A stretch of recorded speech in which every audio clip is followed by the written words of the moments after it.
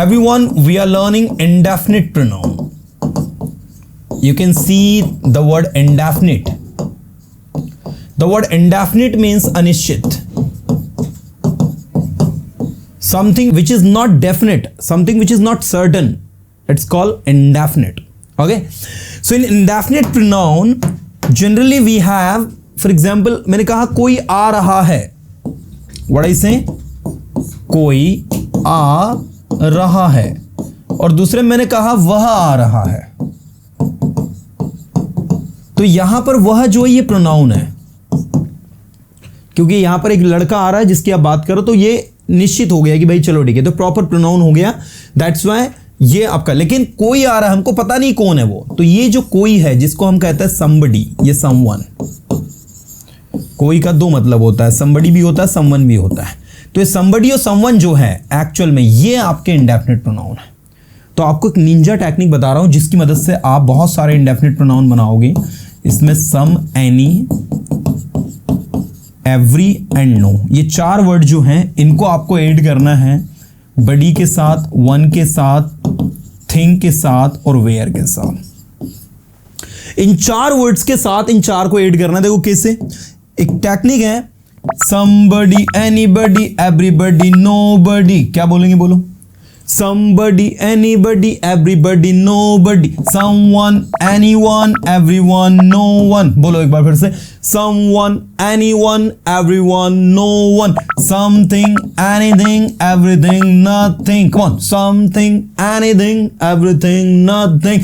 Somewhere, anywhere, everywhere, nowhere. Somewhere, anywhere, everywhere, nowhere. इसमें where से बनने वाले जो words हैं, they are actually indefinite adverbs. They are not indefinite pronoun. But हम लोग इसको इसके साथ ही स्टडी कर रहे हैं. That's why हम लोग इसके साथ ही इसको लिख देंगे. So within 5 to 10 minutes में सारा सब कुछ आपको एक्सप्लेन कर दूंगा. फिर मैं आपसे रैंडम सेंटेंस पूछूंगा back to back.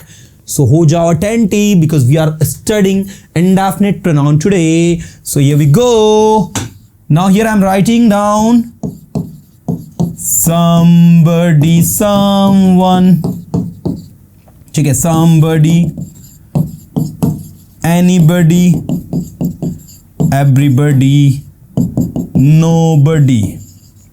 Someone, anyone, everyone, no one. Okay, now you can see students, somebody, कोई, someone भी आपका कोई. ओके, somebody, someone, कोई है ना. नेक्स्ट, anybody, कोई भी का मतलब भी देता है, साथ में कोई का मतलब भी देता है. anyone भी आपका कोई भी और कोई का मतलब देता है. पहले तो ये क्वेश्चन उठता है, सर मैं कहां पर someone लगाओ और कहां पर somebody लगाओ, यही है ना दिमाग में.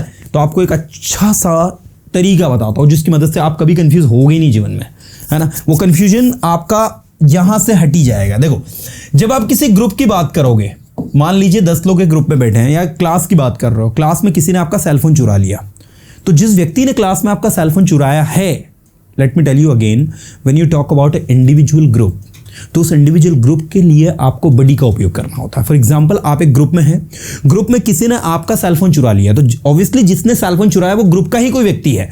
तो ऐसे सिचुएशन में आप कहोगे somebody stole my cell phone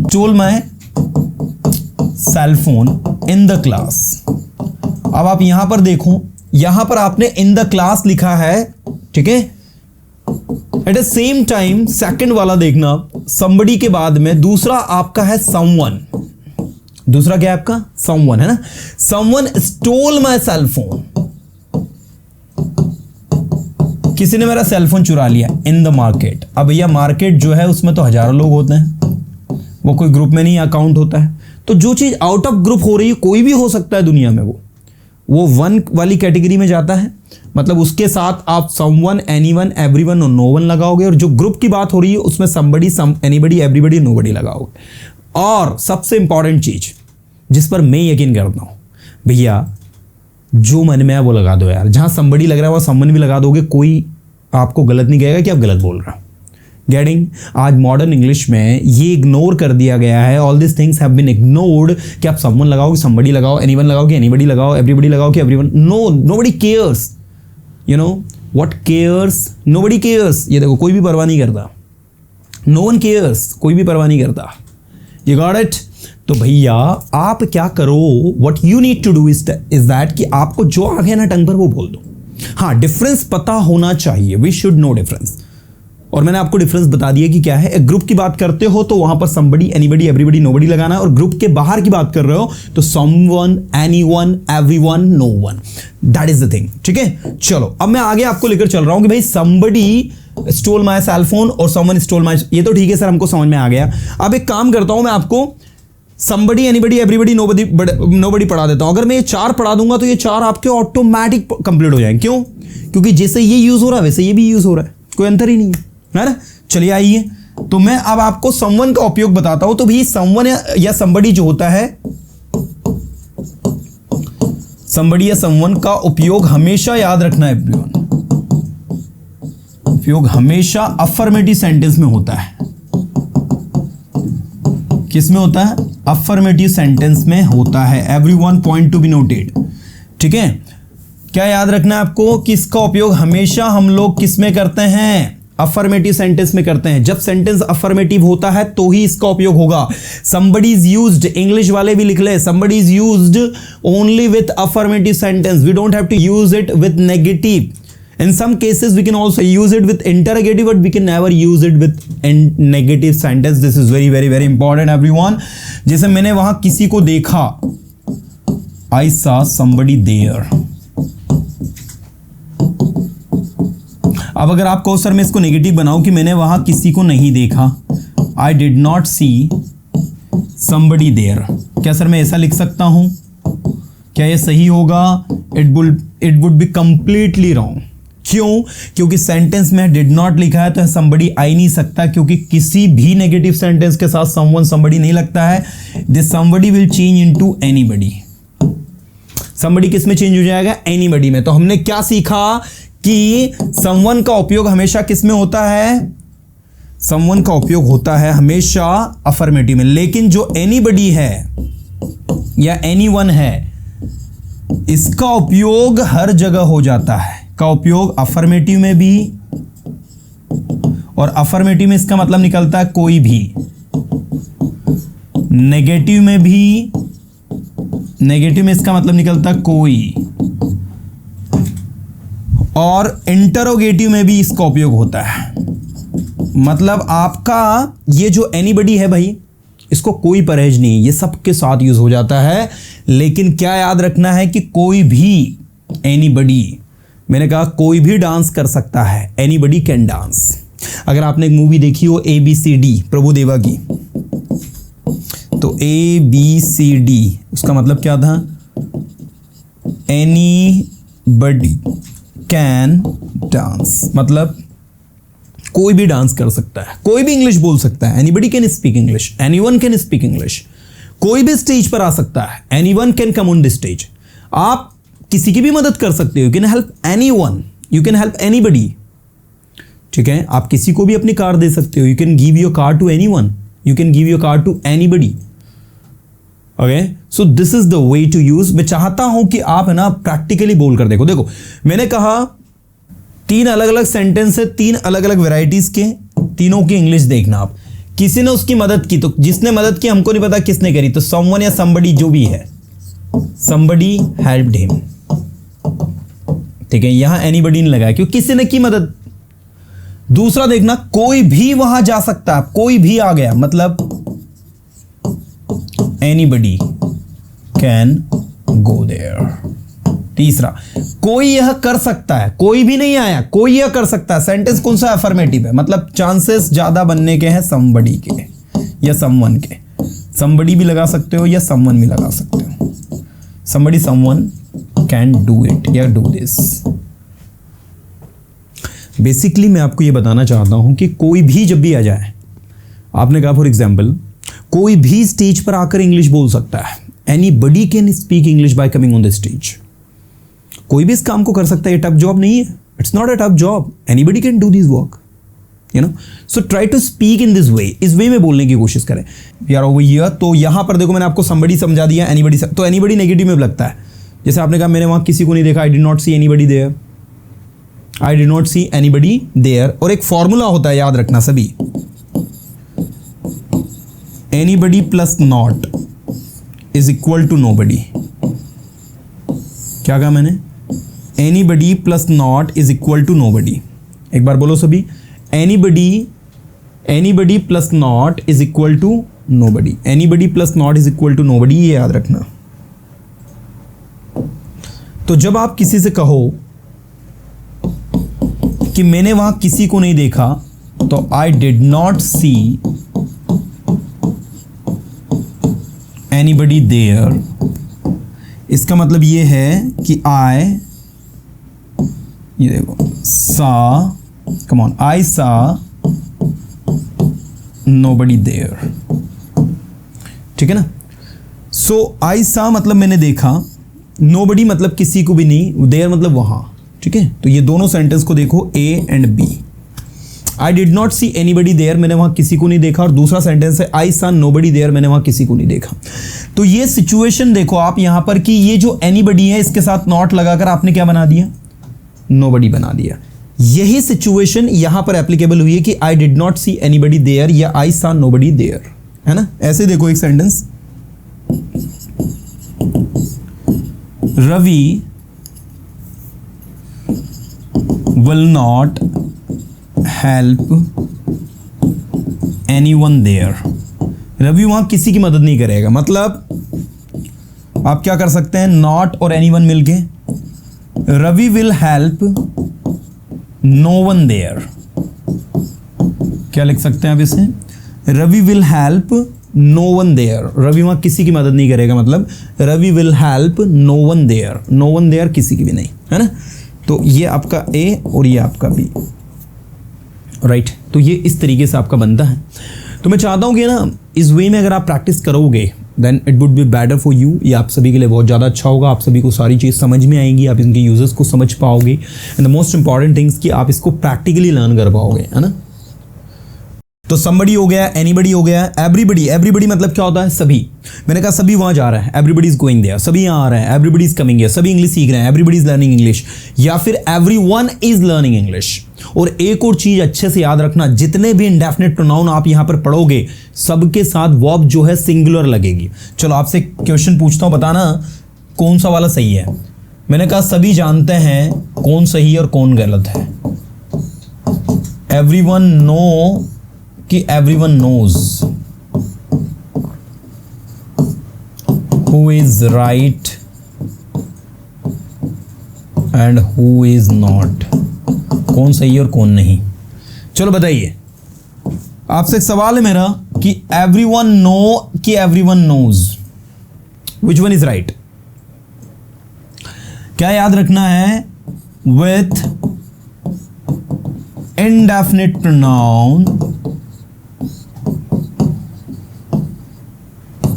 we always have to use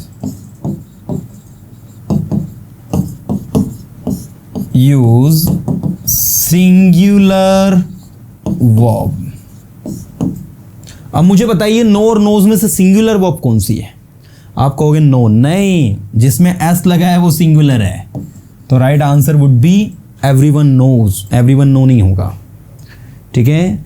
verb के केस में सिंगुलर प्लूरल अलग चलता है। जो वर्ब की फर्स्ट फॉर्म होती है वो प्लूरल कंसिडर होती है, लेकिन जो सिंगुलर होती है, सिंगुलर मतलब समझ रहे हो आप, जैसे मैंने कहा सभी जा रहे हैं तो एवरीबडी इज गोइंग होगा, एवरीबडी आर गोइंग नहीं होगा। सभी स्टेज पर आ रहे हैं, everybody is coming on the stage, everybody are coming on the stage नहीं होगा। समझ में आ रहा है? तो ये पैटर्न है जो आपको माइंड करना है, ये स्ट्रैटेजी है जो आपको अपनानी है। इस पैटर्न और इस स्ट्रैटेजी के साथ चलोगे, you are not going to get confused, ठीक है। तो मैं चाहूंगा कि आप ऐसे चलेंगे तो आपको सारी चीज समझ में आएंगी, आप सब चीजों को समझ के स्टडी करेंगे और मोस्ट इंपॉर्टेंट थिंग्स आप अपने अंदर इंप्रूवमेंट लेकर आएंगे, है ना। सो भैया ये मैंने जो अभी आपको समझाए हैं, आई होप कि सबको समझ में आया होगा। मैंने कहा कोई भी वहां नहीं जा रहा है। अब देखो सभी वहां जा रहे हैं, मैं आपके सामने 4 सेंटेंस लिखता हूं। कोई वहां जा रहा है, somebody is going there.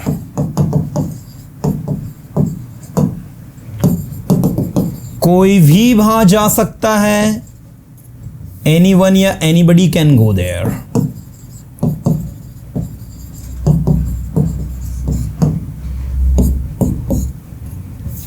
ऐसे मैंने कहा सभी वहां जा सकते हैं. Everybody can go there. कोई भी वहां नहीं जा सकता. Nobody can go there. अब देख सकते हैं sentence A, sentence B, sentence C और sentence D. We have 4 situation over here. 4 अलग अलग डिफरेंट सिचुएशन है. The first one, somebody is going there, कोई वहां जा रहा है. The second is anybody can go there, कोई भी वहां जा सकता है. मैं हिंदी भी लिख देता हूं ताकि आपके पास कंटेंट रहे. कोई भी वहां जा सकता है. तो यहां पर हमने इसको अफर्मेटिव में यूज किया है. ये नेगेटिव में भी यूज होता है. जैसे देखो ई वाला सेंटेंस. अब मैंने वहां किसी को नहीं देखा. आई डेंट सी एनीबडी देयर. अब यहां पर सब्जेक्ट नहीं है, ऑब्जेक्ट के रूप में आया. ये देखो ये आपका ऑब्जेक्ट के रूप में यूज हुआ है और ये नेगेटिव सेंटेंस में लगा है. तो ये नेगेटिव में भी लगता है आपका. एवरीबडी कैन गो देयर, सभी वहां जा सकते हैं. जा सकते हैं. ठीक है. somebody इज गोइंग देयर, कोई वहां जा रहा है. ठीक है. Next, nobody can go there, कोई भी वहां नहीं जा सकता है. कोई भी वहां नहीं जा सकता है. ठीक है. कोई भी वहां नहीं जा सकता है. nobody can go there. So this is the way to practise. ये तरीका है प्रैक्टिस का, ये स्ट्रेटजी है, ये पैटर्न है. और इसके अकॉर्डिंग अगर हम चलेंगे तो कहीं ना कहीं हम लोग चीज़ों को बहुत अच्छे से कर पाएंगे. तो भैया ये था आपका. अब नेक्स्ट जो मैं आपको बताने वाला हूं वो है वस्तुओं के लिए. Something, anything, everything, nothing. Something कुछ, एनीथिंग कुछ भी होता है इसका मतलब, और कुछ भी होता है. लेकिन कुछ भी सिर्फ अफर्मेटिव में यूज होगा और कुछ जो है वो नेगेटिव में और इंटरोगेटिव में होगा. एवरीथिंग सब कुछ, और नथिंग कुछ भी नहीं. क्या होगा? कुछ भी नहीं. अब देखो मैंने कहा मेरे पास कुछ है. मेरे पास कुछ है आपके लिए. क्या कहोगे? I have something for you. क्या कहेंगे? बोलो. I have something for you. मेरे पास कुछ है आपके लिए. I have something for you. Next, आप कुछ भी खरीद सकते हो या मैं कुछ भी खरीद सकता हूं. I can buy anything. You can buy anything. जो कुछ भी आप चाहते हो, what ever you want, what ever you want. मैं कुछ भी खरीद सकता हूं जो कुछ भी आप चाहते हो, या तुम कुछ भी खरीद सकते हो जो कुछ भी तुम चाहते हो. यू लगा दो यहां. You can buy anything what ever you want. You can buy anything what ever you want. तो ये अफर्मेटिव सेंटेंस में. नेगेटिव में तुम कुछ भी नहीं खरीद सकते. You can't buy anything. तो नेगेटिव में भी लगता है ये. ठीक है. और दूसरी चीज, नॉट और एनीथिंग मिलकर बन जाता है नथिंग. तो आप ये भी लिख सकते हो कि you can buy nothing. But इस बात का विशेष ध्यान देना है कि आप ये कभी नहीं कह सकते यू कांट बाय नथिंग. अगर आप यहां कांट लिख दो और यहां नथिंग लिख दो तो गलत हो जाएगा. ठीक है. अगर आप यहां कांट लिख रहे हो तो यहां एनीथिंग ही लगाना है. ठीक है ना. तो ये विशेष ध्यान देना क्योंकि बच्चे यहां पर बहुत ज्यादा मिस्टेक करते हैं. You can't do nothing, it's गलत. You can't do anything.